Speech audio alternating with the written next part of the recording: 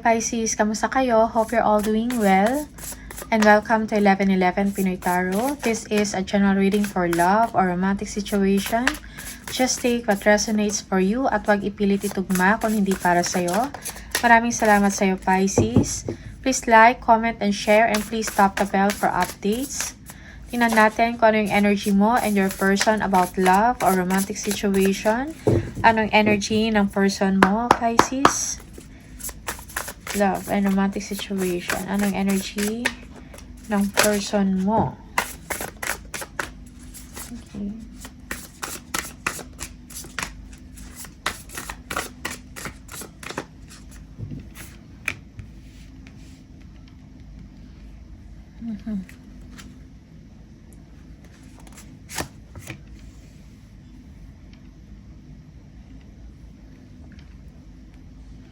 Okay.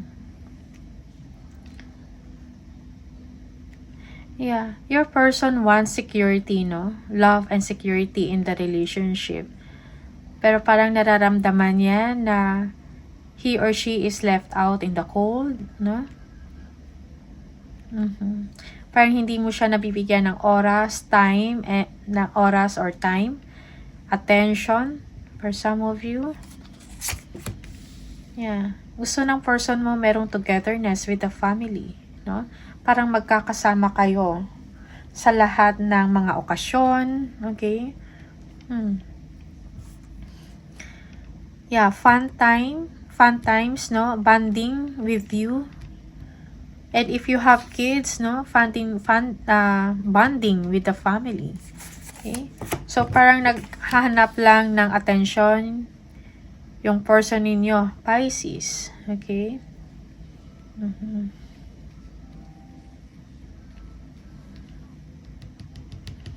Okay, but your person also doesn't want to distract you.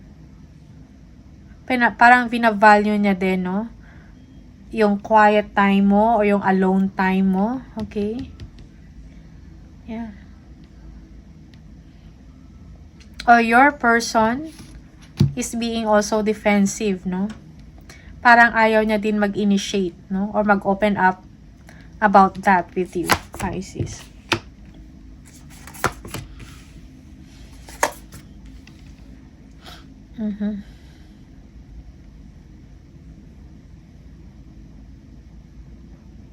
Okay.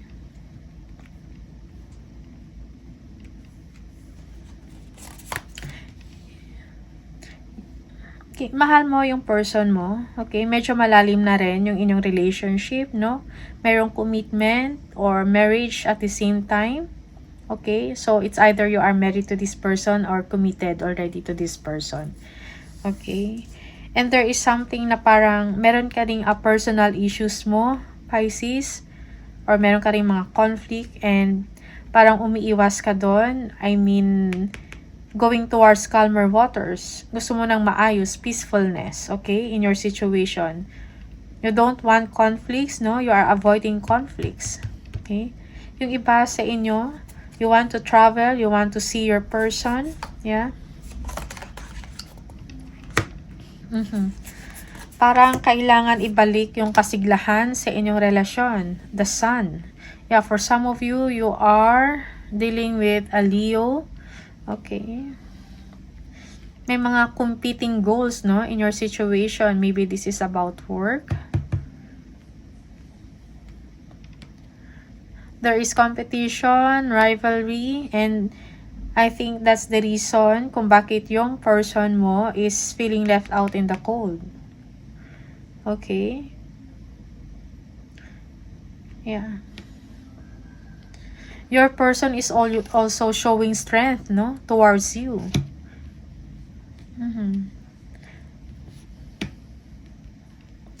Tingnan natin, ano to?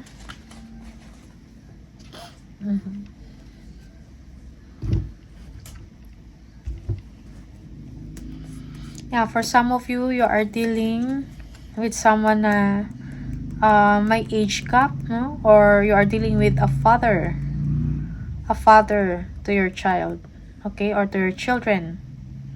Someone who is a provider, a protector, no? Yeah. So, parang matagal na kayo ng person na to, Pisces. Tingnan natin. Ano tong the Hierophant?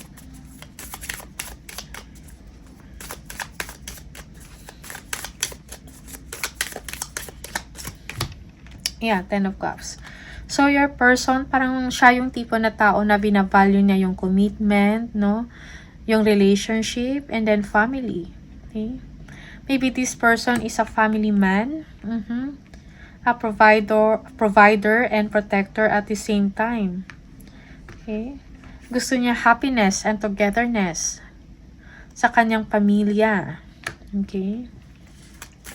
Five of Pentacles. Let's see, ano to? Four of Swords. Yeah. So, parang wala na kayong oras sa isa't isa, no? Maybe your person is sad about this. Okay? Parang minsan walang pag-uusap, okay? Or walang nangyayari sa inyo or no romantic gestures in the relationship. Okay? And it is something na parang affected, no? Yung person ninyo. Yeah.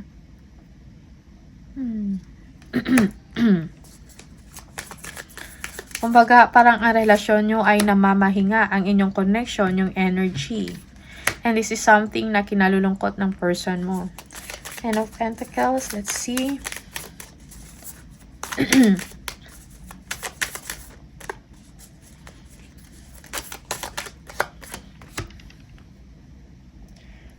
The Knight of Cups. Yeah. Gusto lang talaga ng person mo yung parang meron kayong fun times together with the family, going out, no, date. Yeah. Yung parang masaya lang, okay, masigla yung family, merong togetherness. Mahal ka ng person mo, Pisces, but it's just that parang may kulang, no, sa dynamics ng relasyon. Seven of Wands.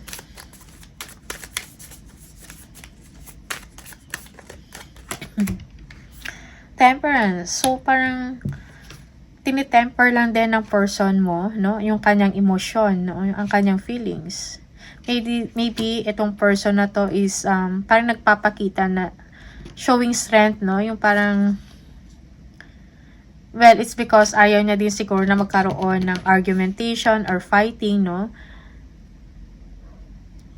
He or she is protecting, no? The relationship at the same time, gusto niya pa rin harmonious at merong balance in the situation.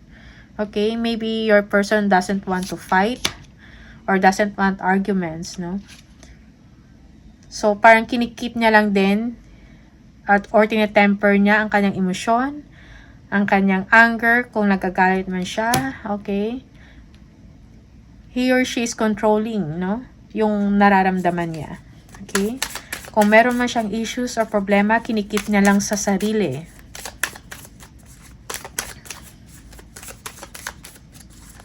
Queen of Cups. Yan natin, Queen of Cups. Nine of Pentacles. Okay. So, Pisces, you are parang yung emotions mo is nakatuon, no? Naka-focus sa work mo. Okay? Because of the Nine of Pentacles. You want to be successful sa inyong ginagawa. You are a hardworking person. Okay?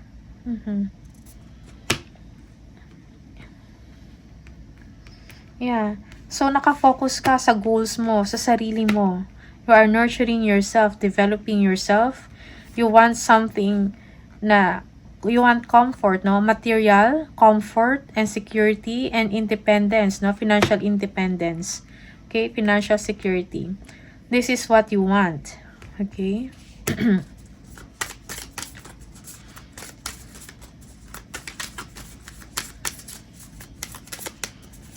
Then, Six of Swords.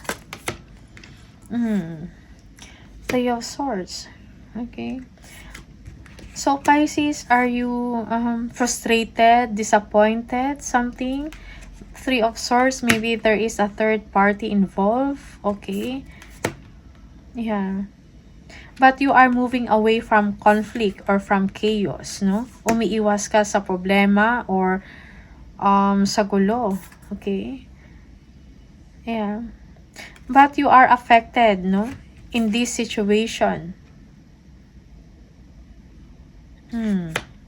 Yeah. Okay. Parang yung isip mo is about a situation, no, na may involved na other person. Okay? But you are moving away from that situation. Ayaw mo ng gulo, ayaw mo ng conflict, no? Ayaw mo ng chaos. Yeah. You are focusing on your work, on your material wealth, no? You want to accumulate, no? Gusto mo i-increase yung pera mo.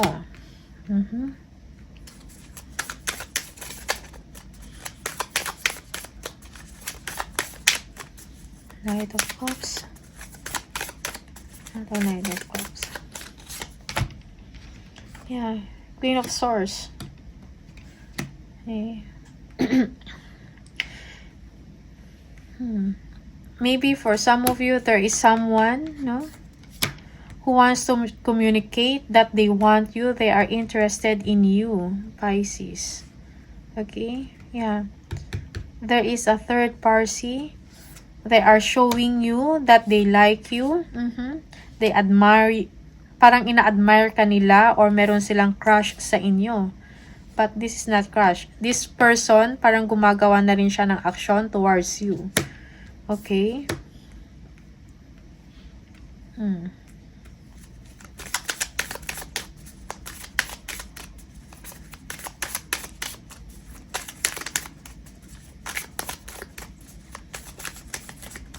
Yan natin, Knight of Wands. The Seven of Pentacles. Yeah, you are focusing on your achievement, no? Pisces, most especially pagdating sa work. You are thinking about sa stay mo sa work. Parang naglo-look forward ka na gagawin mo yung mga kailangan gawin to advance, no, in your career or sa trabaho mo, mag-grow ka doon, and even your finances na mag-improve. Yeah.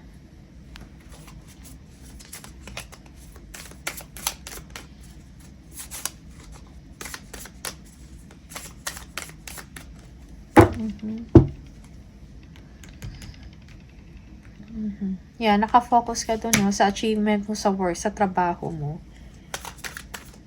Okay. Tingnan natin the Sun.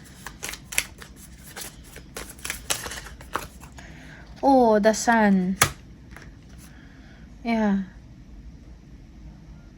So, kung ano man to yung connection ninyo, Pisces, no, with your person, kailangan ibalik yung kasiglahan ng relationship.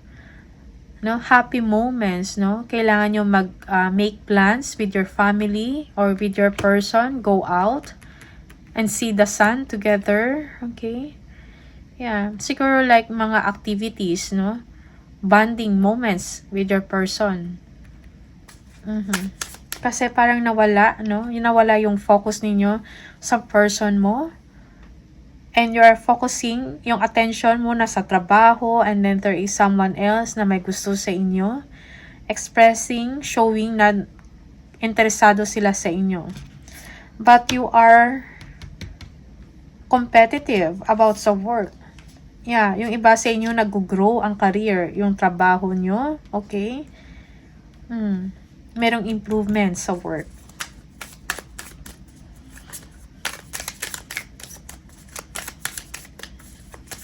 Five of Wands.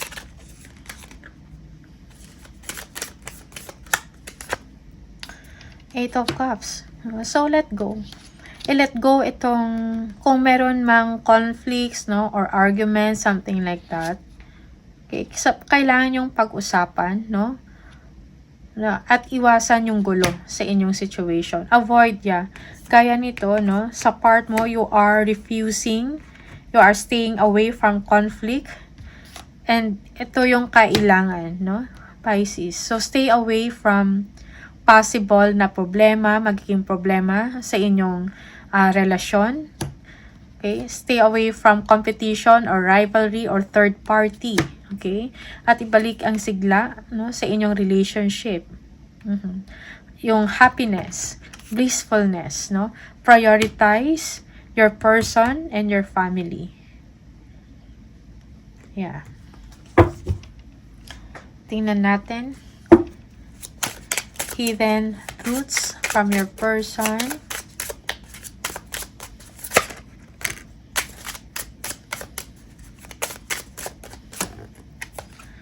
Okay. It is time for me to heal now. Okay. Merong I hide behind material things. Yeah. So, maybe your person, hindi niya lang din talaga pinapakita, no? Kasi umiiwas yung person mo sa gulo na pwedeng mangyari, arguments or fighting, no? He or she is tempering yung emosyon niya, yung inis niya, siguro for some of you, because, yeah, parang left out in the cold nga yung person mo. Okay? So, your person is healing. Finding out the truth crushed me. Okay? So, maybe for some of you, your person, meron na siyang hint, no? Kung anong nangyayari sa inyo. And somehow, affected siya. Okay?